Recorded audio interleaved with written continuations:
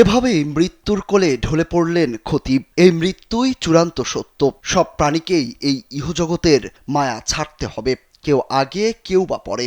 এক্ষেত্রে তার চাওয়া পাওয়ার কোনো বিষয় থাকে না। তবু সবাই চান সম্মানজনক ও সৌভাগ্যের মৃত্যু। কেউ কেউ কামনা করেন সৃষ্টিকর্তার কাছে মাথানত অবস্থায় যেন মরণ হয়, মুখে যেন কালেমার শাহাদত বলার সুযোগ পান। কিন্তু প্রতিটি মৃত্যুই আসলেই বেদনার। গেল শুক্রবার প্রতিবারের মতো জুম্মার আগে ইসলামিক আলোচনা করেন খতিব মাহবুব। মুসল্লিদের সুন্নত নামাজ আদায়ের আহ্বান জানিয়ে মিম্বর ছেড়ে উঠতে গিয়ে হঠাৎই পাশেই অচেতন হয়ে পড়ে যান।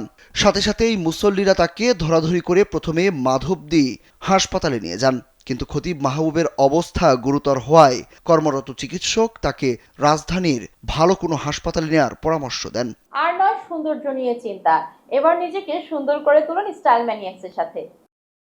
পরে ঢাকার শ্যামলী নিউরোসায়েন্স হাসপাতালে তাকে ভর্তি করা হয়। রাতেই খবর আসে খতিব মাহবুবুর রহমান মারা গেছেন।